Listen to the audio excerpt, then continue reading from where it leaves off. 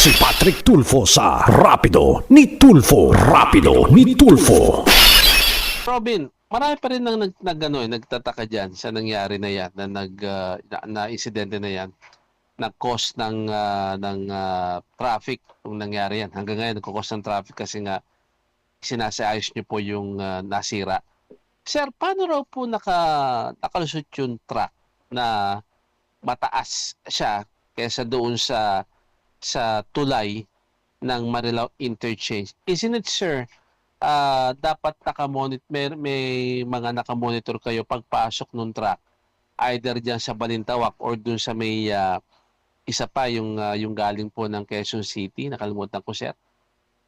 Apat sa Mindanao, sir. Pero Mindanao, yes. Mindanao Interchange, opo. Opo. Ang plaza na pinasukan po nung truck na yun is dito po sa Karuhatan. Apparently galing po ng R10 po yung sasakyan. Ano po.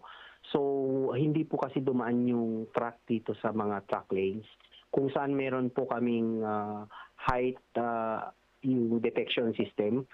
Dumaan po siya doon sa pang class 1. So, tuloy-tuloy po. In short po, nakalusot sa aming mga team. Kasi may mga team po kami nagbe-verify pag nag-alarm po yung ating mga height detectors. Ano po. So, that time, yun po, nagsusukat actually yung mga teams namin na mga na-profile po nung system namin kung saan nag-alarm po. Opo.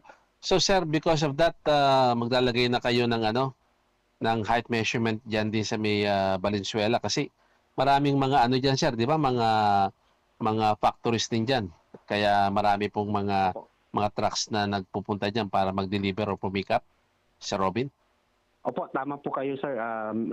Dito sa Karuhatan, meron naman na po pero intensify po namin. Doon sa mga pang class 1 talaga, maglalagay na po kami ng mas mababang gantry. So, kailangan hindi na po makakapasok yung mga trucks doon.